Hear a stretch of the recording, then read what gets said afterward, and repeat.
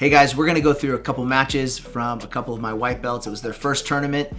They've been training for about a year to year and a half, and we're gonna look at some of the bigger sort of core concepts that we're working on in these matches, in contrast to real, maybe overly specific, detailed techniques. Here we go. We have Jeshua's first match. This one's funny. Whenever you see guys sort of at this beginner level, it always is funny when they lock on, and a lot of times one of them will sort of have that like, oh crap moment. You can see it in Jeshua's opponent's face. He locks on here and right away starts attacking, gets his grips, really good dominant grips. Pulls guard really well and shifts. We drill a lot like with the classic foot on the hip guard pull right into a tripod sweep or sickle sweep.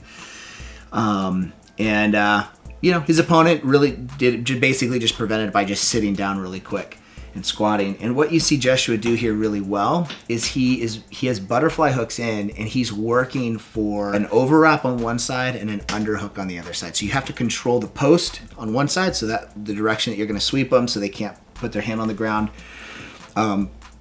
And an underhook on the other side. And so you see him actually swimming. He gets the underhook, kind of hugging the head, switches for the arm control. The guy pulls it out, so he digs the under for the underhook on that side and then switches to the other side. The mistake he's making here is when you have your right butterfly hook in, you need to be sitting on your left hip. A lot of people, when they first start working butterfly guard sweeps, is they don't stay focused on hipping out and actually creating the angle.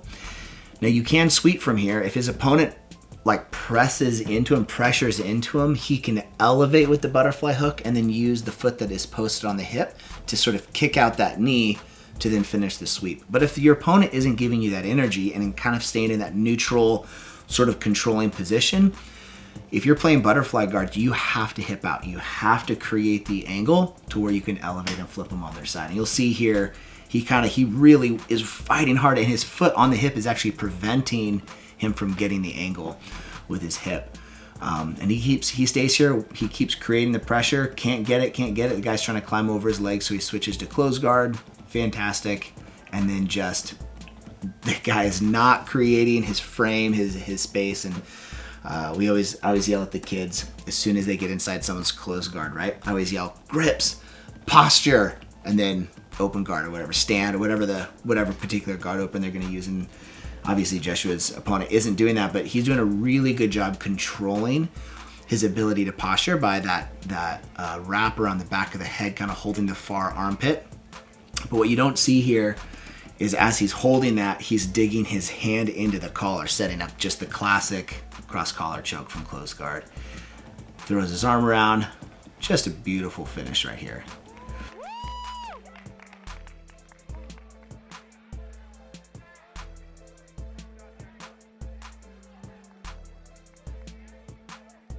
Funny fact right here. When Jeshua, he had his first grip in, he's reaching for the second grip, and I guess his opponent's coach started yelling at him to posture as he was securing that grip. Word of wisdom, if someone has in the first grip, the 4 fingers in grip on your lapel, and they are reaching for the second grip, you cannot posture yet. If you posture at that point, you are literally giving them the finishing space to do it, which is what Jeshua was waiting for. As soon as his coach started yelling posture, this is what he was telling me. He opened up his elbow, which is what we teach people. Open up your elbow, let the guy posture, and then you relock it in. What you have to do is you actually have to block the arm first before you posture. So if the grip is here, you got to start creating the space off of it, and so you don't actually posture. You're gonna duck your head around and come up. Jeshua, get in here on this one. Doesn't really engage, and then he pressures the crap out of you. I remember being irritated by it. That's funny. So good grips, right? You go to pull guard, which is your guard pull is great with that post. So he's very strong, yeah. Yeah, and he circles to the outside, which is what he should be doing. starts to try to pass. And this is like... Yeah, I just didn't know how to get him into finish it into my closed guard. Yes. Well, and he's doing his knees in the middle, right? And this is where you switch into sort of like the De La Riva guard that we've been working and drilling and stuff. When someone's knees in the middle, you either have to scooch away, which you're not typically going to do, but you need to lock that foot down so that he doesn't finish the knee cut. Yeah, right. The other thing that you're doing here is you're committing 2 grips to that one lapel, just trying to hold him. Right, I was trying to break his posture, I think. Yeah. But I wasn't even... To do what? Break his posture to do what? To try and pull him into a closed guard, but I get that that's not... I understand now, but there. This is what I mean, though. This is like the big concepts with when people first start competing, pull them into closed guard, right? Break the posture. That is absolutely correct, but sort of recognizing the knee in the middle, right? So you have to address that. If you break his posture, now he actually wants to pressure into you. Yeah, his goal now, you're pulling him into a knee cut. So it's recognizing, like, you're controlling posture once you have your guard, your closed guard, But these sort of open guard positions, you actually need more of a post versus breaking their posture down. You actually need the distance so that you can move your hips out, get your feet back on the hips, that kind of thing. So, again, switching your grip to his foot or to his sleeve. Yeah, would have done wonders. Yeah. And then maybe hooking with the left leg there. Yeah, absolutely. I kind of chase him, which is okay, but I don't do anything about it. Eventually, he just outruns me. It's funny. This is like after this match. I remember this one, and I think there was another one where afterwards we were like, okay, we gotta talk about, you need to learn to do stuff with your legs, because I feel like I've gotten better now, but I was so terrible with open guard, just knowing I think they can just run around and do whatever, and not knowing how to lock something up. Yeah, exactly. Like what am I actually supposed to be doing with my feet? Where are they posting? What are they hooking on? That kind of thing. Right. He gets to this scarf hold, head and arm control type position. And what he's doing a good job of is actually controlling your near arm. Yeah. And so you can't come out, and obviously you don't know what to do. Right here, you just simply go strong underhook, and you either bridge and roll, or you climb out to the back, So he switches and continues to fight. You can see your legs are just kind of, your knees are in, but your feet are doing nothing. They're just kind of like... Yeah, and like there's spots here where I could shoot my knee in. Oh yeah, there's so much space. There's so much space. I'm just like trying to like push him off. What are you doing?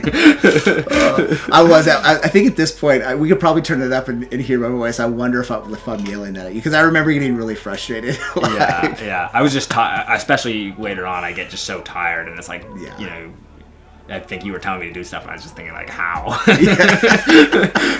And that's actually really good. Like, if you're a coach out there coaching people, recognizing helpful coaching and unhelpful coaching. If you're yelling at someone to do something, and the person doesn't know what to do, like what I found, like you hear this a lot of times on the side of matches, like people are like push harder, go far, like pass his guard, and it's like that's not actual helpful coaching, like right hand, grab lapel. Like I try to be very specific with sort of like the beginning. What I try to do is be consistent. Now you can tell me if I don't do this well. Okay. What I try to do is I try to be consistent when we're learning a technique. To lock, so your brain a lot of times, it's like when you memorize a song, if you get the first word, you can remember the rest of the line. Right. So I try to do that as well. A lot of our techniques, it's like, this is how you're starting it. You begin the engagement here, and then from that you can, infer the rest. Exactly. It's like your brain sort of locks back into what it's supposed to be doing, and in here there's so much stress, you're panicking, you're not sure what to do, and so a lot of times it is really successful with the kids. Yeah. I found is I will sort of start yelling out the first like step or two of the technique, and you'll watch them sort of like lock on and then finish what they're supposed to be doing. So I don't know. It's hard because the matches move fast to like know like, okay, what advice do you give them quickly or something? And you have to change. Sometimes you start yelling something, then you realize it's Yeah, it's moved past that, or yeah. It's definitely helpful having somebody who's watching the match and giving you advice, and you can take it in and process as you're going. I found that I could, and sometimes I was like, I don't know how I can do that or what. But I've definitely had people yelling terrible coaching advice, I mean, when I was in Vegas this last year at Master Worlds, somebody was yelling like underhook, and I'm like, what? Like, he has the underhook. I know. I'm like, this is not helpful. Like, he has the underhook. He's preventing me from using my deep half right now. Like, it was funny. I shouldn't have crossed my legs there. I should have been going a knee shield. Yeah, I mean, you have pressure on him. Yeah, so you kind of have the knee shield, but what you're doing is you're just holding low on the hip, and so like this low knee shield position works. I need to open my knees and. Yeah, and it works good in like in no gi. You'll see it probably a little bit more effective than in gi, but you have to get the tip of your knee in their hip. Yeah. So you're controlling distance. Right now you're not controlling my legs, even though I've got the knee shield technically. Yeah, and your knees are pinched, they're squashed, and they're not creating any frame. So if you have a low knee shield and your knees are pinched, it has to be in on the hip to control the distance and space. So you would be, the way your body would look right now if you're doing it is your hips would be driving forward and your knee would be pointing way low, like into his hip here, which would create a ton of distance for you. Otherwise, you need to, like you said, you gotta open it back up and frame. You know, he just runs around you. Again, your legs just kind of like give up with them or something. It's funny. It's hard, man. When you get somebody that's like, you know, has more energy than you. Oh yeah, and aggressively passing and then just creating a ton of pressure on you. You know, you gotta. It's again, your feet aren't doing anything. Yeah, I just let him go to mount, but then he stood up anyways. Yeah, and you always have done a good job of getting your knees inside. So like bringing your knees in close like that, like did prevent him from finishing. He could have very easily just sat his hips real low, sprawled out, and he would have taken mount. Yeah. But I think he just. So he just. I think here. I don't know if it's this match or my last where one of them threatens a choke, but I get out of it. Let's see here. Yeah, see, then after this, like, the end of the match, it was just, like, we kept getting stood up. I was tired, and it was, like, he was, like, pulling away anytime we went to the ground, kind of, because I think he knew he was up in points, so it was just kind of like, Yeah, just trying to, like... frustrating. Yeah, prevent you from getting a takedown. Or just anything, like, prevent, like, any submission from even happening. He was okay to just stand here the rest of the match once he knew he was up in points, I think. Yeah. Maybe not. I mean, he's still doing stuff, but... Yeah, I mean, he's doing enough to, like, not make the ref give him a warning. Yeah. You know, he's gripping. I mean, his posture's terrible here. You should have just snapped him down. Yeah. Tries to pull guard and kind of comes underneath, you know, but... Yeah, I don't know how much he was up, but I think by probably quite a bit. And it's just like, man, you could have had such a strong knee cut right there. Yeah, it didn't do anything. He's not even grabbing, like... No, there's no control. You should have just smashed right through that.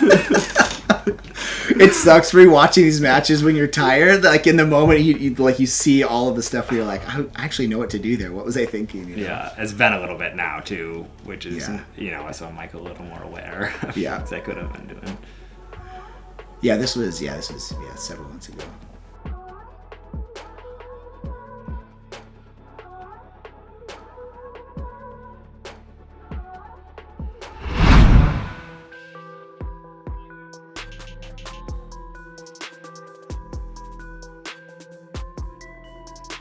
All right, this is Jeshua's, I think, last match in gi. Really solid white belt he's fighting here. Again, good guard pull. The guy responds correctly with knee up the middle, good frame. And this is where, like, I am not fantastic at De La Riva guard. However, these positions, when I pull guard, someone goes knee up the middle, combat base style sort of posturing. This is where I'll use my De La Riva, start to threaten that. They start to create space and posture, and I'll transition into something else. I do like playing deep De La Riva, sitting X guard or De La Riva X. But yeah, I use it to create and kind of get back to my stronger guard positions. Again, passes his guard, and Jeshua just sort of, his knees go in, which is really good, but his feet, you can just see they're just limp. He's just sort of like hanging out for dear life as the guy smashes him in this position and starts to try to re-guard again. I mean, he's really good, like bringing his knees inside, but he's not actually doing anything with that. And so, you know, balling up on your back isn't necessarily what you need to do. You need to frame, dig your knees inside, you know, turn, start reaching with your bottom leg to hook on the leg. He does a good job switching sides there. I think I'm yelling at him, but probably not yelling, but politely coaching. Good, you know, he goes to turtle. The guy starts trying to take the back. I mean, it's a good match, you know. Good back and forth. So much, dude. He's just smashing you. Oh, dude, you're just sitting. You're reaching with your. Okay, listen. Okay, if you're ever a turtle, do not reach around with your arm to the leg. Not only does it do nothing, but it just is, your neck is just so wide open. I don't know how the guy isn't just choking you right here. Like, this is like. This is like jumping all over. It's just like. Oh, he did. Oh, good. He did actually set up a choke. He yanked it so tight. I was like, holy crap. I'm like, oh, he didn't finish it. No. Oh, man. I'm like, how? Like, your neck is so open. You're like reaching on the leg. That was the only submission I ever like gotten threatened by.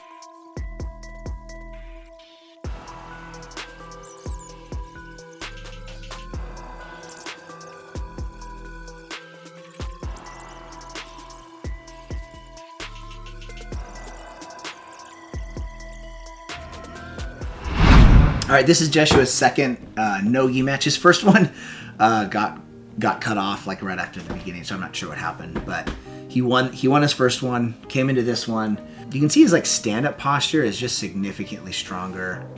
He's way more comfortable here. Jeshua has like I don't know how many brothers. He's a bunch of brothers, a bunch of older brothers. They grew up wrestling and like, you know, just like all of that. Like you can see though, like just the level of comfortability about like posture control, framing, you know, the collar ties. You know, he goes in for the underhook, trying to control and dip to the side. He's doing a really good job of just controlling the guy's posture. And then does sort of a classic gi guard pull where you put your foot on the hip and sit down, which is just not always the best in no-gi. And he sits down, the guy like stuffs his butterfly hook that's there and starts passing, you know, has the underhook on that side and is passing that direction.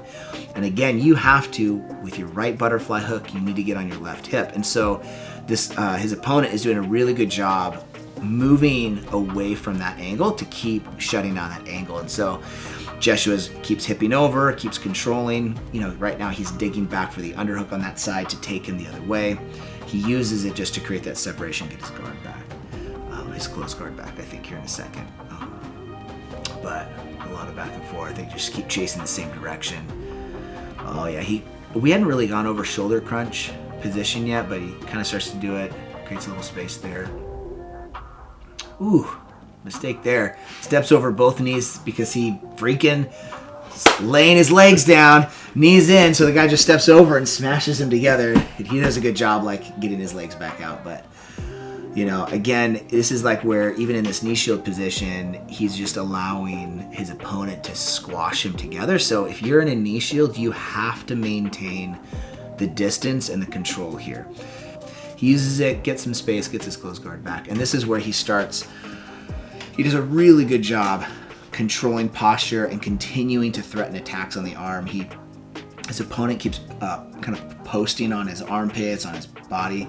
You can see here right away Jeshua starts like going after that arm, trying to sit up and go after the Kimura. And he just stays on it. He just keeps going after this, which is great. This is like at this beginning level, you know, whoever is more tenacious in these positions is probably going to come out on top. That's where we tell people, don't just try a move once. You know, obviously if you know the setup, chain your moves together, that's the best. But at the very minimum, do it once, do it twice, do it 3 times. And eventually he gets it here. He just keeps kind of going after it. So it's crazy. Ouch.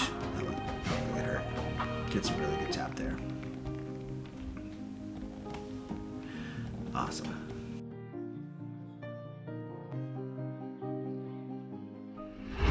All right, so this is his third match. His opponent looks really big and aggressive. And I remember when he went out there, I was like, oh crud. Went for kind of a sloppy sort of double leg shot. Great sprawl, head and arm controls, you know, circle through the back. This is where, like, honestly, with such a deep underhook and crossface pressure, he should have had no problem passing here. What he wasn't doing though is he's giving so much space with his hips so that the hip control there. So what happens is as the guy opened his feet to try to bring his knees inside, there's so much space there that his opponent just reguards, and he's not, Jeshua's not staying aware of what's happening here. So he goes for the log splitter here, almost gets it. The guy kind of recovers, breaks his posture down.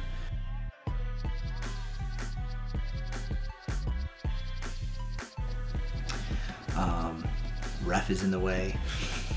Gets his knee up the middle. This is actually kind of dangerous for Jeshua here. So he gets the tip of his knee through and then sinks back down on his heels. What's dangerous here, Hodger Gracie used to do like a really good sweep from here, where someone's knees in the middle and you keep your legs locked in that guard position, and you just twist, tip them back down to their butt and their hip. Obviously this guy isn't doing that, and eventually just opens his legs. Jeshua takes advantage of it. His guard pass from this position, if you notice, there's space here, but you see how your knee sort of with that shin pin sort of position, it's just a perfect setup for the instep pass from half guard here. So he has really good deep underhook. I mean, just ridiculous shoulder pressure here with the crossface, just really smashing, controlling the angle of his legs. And now he has space where he can control what's happening with his opponent's hips while he elevates his hips to bring his knee up and then drive it back down. So you're just trying to clear the tip of your knee on the thigh and then drive it to the mat to sort of separate the legs and take the pass right here.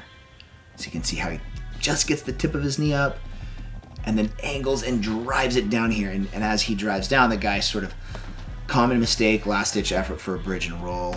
And of course you just whoop, spin your heels around and take him out. And he already has that underhook so deep, it's right there with the Americana leg.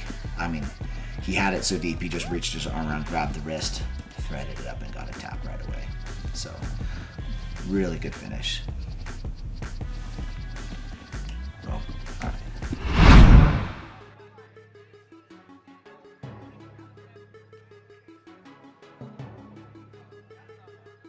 So this is Jeshua's semifinal match.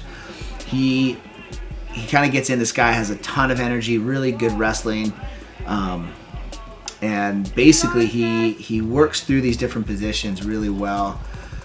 Jeshua, I think, pulls guard, or does he get the takedown? I think he got the takedown. Let's see. Yeah, switches in, scoops the leg up because Jeshua is like so committed to a double collar tie. He's holding him in. When someone grabs your leg, your body's just stiff, and so it just is like an easy tip over.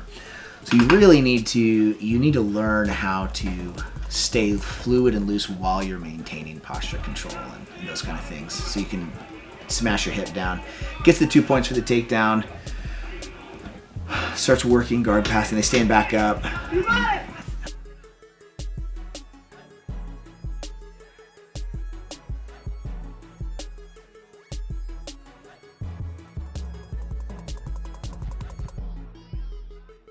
Yeah, Jeshua pulls guard again. Guy tries to pass. It's just a ton of pressure, and eventually does pass his guard. Jeshua again, like we talking about this whole time, his feet aren't doing anything. They're just kind of hanging out. He could have been posting on the hip. He sits back. He could have used them to scoop for butterfly guard, and they just again, it's not in the same place anymore. But it's interesting to highlight where you see a consistent problem. When you're watching matches like this, if you're watching your own matches at the gym, if you're recording your stuff, or if you're watching like tournament footage, one of the things that's going to be helpful is if you can see something consistently that you're doing in multiple positions. It means you're missing a concept. And on the hips, using butterfly hooks, it's all, what are you doing with your feet? How are you, maintaining the space and the distance and control that way? So move forward here. Eventually what happens is let's see here. So Jeshua's trying to so he's in a half guard knee shield position. He gets an underhook and starts to twist out to that side, which is great, and drive into him, which drives into this sort of almost like a wrestle up with a single leg, where the single leg is trapped with your legs because he has the underhook. The guy kind of scrambles out. He has a sort of a lock, and he shoots in for a guillotine on Jeshua, and you can see me just screaming in the background like to climb over the leg. And at this point, I'm just like, you need to do jiu-jitsu. You are just like wrestling around, like, where's your technique? Because the guy is obviously like, good control, good wrestle posture and stuff. And eventually gets out of it. And this is where the match really turns. You can see the guy is just exhausted. We have a minute and a half left in the match, and this is where the table starts to turn, which is great. Jeshua has really good underhook, head control, going for the guard pass. The guy kind of bridges and scrambles out. They reset in the middle, and this is great. The guy's, you can just see he's exhausted and tired, and this is where being able to read your opponent and feel the energy and sort of what they're giving you. He's trying to basically, he has 60 seconds left of the match at this point, and he's trying to hold out. It's 5-0. He's trying to hold out, stall out for the win, and Jeshua does a beautiful job of not giving him that space and taking advantage of him being tired. So even if it's not super technical, gets a body lock, starts circling, and then just drives him to the ground. 2 points for the takedown. And then starts driving in for a guard pass. And I wanted to show this particular because it highlights where you have in this particular half guard passing, there's a couple really key details, and Jeshua nails him here. So you have head control, so solid cross face, really deep cross face control, staying focused on the underhook. And so he's trying to get the instep, right, locked in at this point. He digs his toes in here, which is really good. And his opponent re-pummels for the underhook. And instead of just Hail Marying the guard pass, because at this point there's 45 seconds left in the match, instead of just trying to go for it, he keeps his head posted so he has good good post on that side of his body, re-pummels for the underhook. You can see the guy just grabbing his hands trying to prevent the underhook, and Jeshua just commits to it, takes the underhook, and then drives and finishes the pass. And because his opponent lifts his knee so he can't go to mount, he just utilizes it to knee cut out to the side, which is perfect. Gets side control and then sort of gets stalled out here. The guy keeps basically just blocking his mount attempt. And this is where, I think Jeshua just is unaware how to circle the north-south. When someone's holding their leg like that, it's not really doing anything. Just take your hand, pummel inside to the hip, circle the north-south, pass to the other side, Or you can bring your knee up and sort of just drive into that arm and break the grip off the leg. But basically holds him here, keeps working, passing, and it's 5-5. They stand up and he gets the rest decision. So into the finals with the wrestler. And again, oh my gosh, just gets pummeled for 5 minutes. This is Jeshua's finals match. I don't know when it starts, 48 something. I'm at 50-33 right now. I've got a minute left. Here, we'll just play it through here. This is just talking with Jeshua. Just again, this dynamic goes away after a wrestler has been doing jiu-jitsu enough time. For enough time, it doesn't take long. You'll watch them switch out of this. But if a wrestler, one of the habits that they have, because their experience, especially in these high stress environments, you'll watch what they've primarily focused on kind of come to the forefront, which again is shoulder pinning. You're trying to pin the shoulders to the mat. And what'll happen is you'll see wrestlers really focus on that. And when someone's shoulders are pinned to the mat, but they're still doing stuff with the rest of their body, a lot of the times you'll find entries to half guard, deep half guard. Jeshua gets deep half guard, doesn't quite know what to do with it, but you can see the wrestler just kind of giving it all this space and not quite sure what to do. Jeshua works underneath, doesn't really have much to do there because he doesn't really know that position well, super well. But you can see where when, in these sort of moments, one of the mistakes that people make is they're focused on sort of the head and shoulder control. So there's focusing on head and shoulder control, which is really, really key, right? And you get the pin, but the problem is if you don't know what's happening with the hips or aren't able to control the hips or the legs, what'll happen is the wrestler will get the shoulders pinned, and then you can kind of see it's like they're not quite sure what to do after that point. Attack an arm, go for an arm lock, Americana, those kind of things. A lot of times they're familiar with a choke if they can get there. But you get your shoulders pinned. But if you're elevating your hips, working underneath, single leg X guard, half guard, deep half guard, these sort of positions where you're up underneath their hips and underneath their legs, you're going to oftentimes find a lot of control, a lot of advantages for sweeps and positions from there.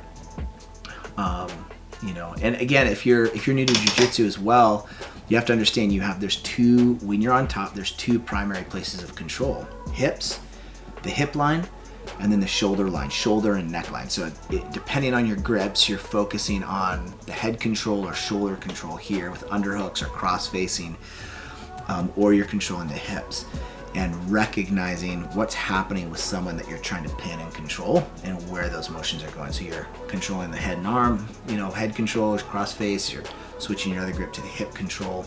As you're passing, you go from hips, controlling the hips, then getting to the shoulders and head.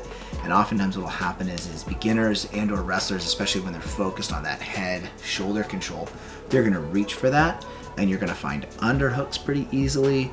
You're going to find you're able to elevate your hips up, weave underneath, a lot of those kind of positions will start to come back. So a lot of lessons, a lot of really cool things, especially for these two guys at their first tournament. They did amazing, got second and fourth place in no gi.